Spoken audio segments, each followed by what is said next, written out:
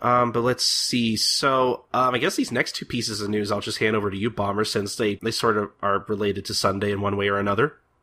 Okay. Well, the first one is we've got Shinobu Ohtaka, who's known for Magi, who has moved to another publisher, Kodansha, to start a new series called Orient. And what is Orient about, Bomber?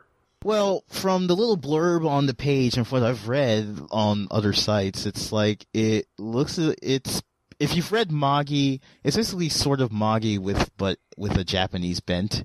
So it's about a 15-year-old hero or warrior, and I'm struggling to read this too, it's so tiny, but a 15-year-old warrior who named I'm not going to try to read that name, but he's basically looking to kind of take over Japan. And what's interesting about this is there are parts of the synopsis that are,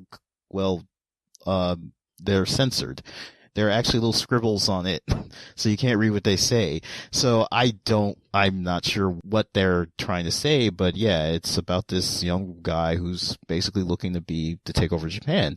So I guess, do you think that's going to play into, some kind of big twist that maybe the first chapter's going to have or something? Like, oh, you thought, Oda Nobunaga was responsible, but really it was this guy from history or something that we're just going to throw in here for some reason. I don't know. Yeah. Yeah, I have a feeling that's going to really tie into what the series is about. And as I said, Otaka most people know her about Magi, although she had a series before Magi. And I'm going to try to remember the title. If somebody out there knows it and is laughing at me, I'm glad I brought happiness into your life. But it's Sumomomo, The Ultimate Bride, which ran in Shonen I'm not sure if it's Shonen Gangan or Young Gangan, but it ran in one of those magazines for a while, and then she moved to Sunday.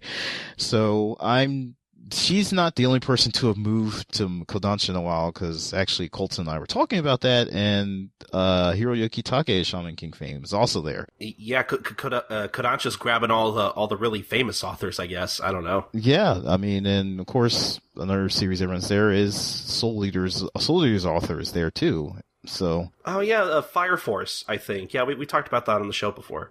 Yes, Fire Force is there, and the guy that draws Seven Deadly Sins, he was actually with Shonen Sunday for a while. That's interesting. It's only a matter of time before Hiromu Arakawa decides, I want to work for Kodansha now.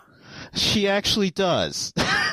She actually is drawing a series for Kodansha. Oh yeah, is it I guess, is that where the Heroic Legend of Arslan, is that where that is, or? Yeah, it actually runs in the same magazine with Attack on Titan. Okay, I totally forgot about that.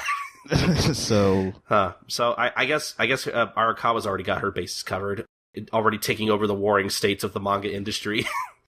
Yeah, everybody's they're all jumping ship, so. So yeah, that's interesting. I'm ashamed to say I haven't seen a lot of Magi, so I don't really have an opinion of Otaka's work, unfortunately. But I know people like Magi, and there's another thing I'd like to get to at some point.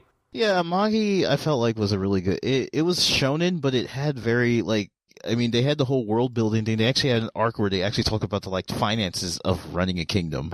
So that's something I've never seen a shonen manga do. They gloss over all those kinds of things, and I kind of found it refreshing that Magi actually talked about that a little bit. That sounds like something Togashi would do for Hunter x Hunter, honestly. And actually, a lot of the power system of Magi kind of remind me of Hunter x Hunter too, and that the story did go to kind of I hate using the word dark, but I guess it went to a lot of darker places that I would expect to see from a shonen manga, especially with Otaka's very fabulous art style. I mean, this guy, if you could see him, he looks fabulous as hell. So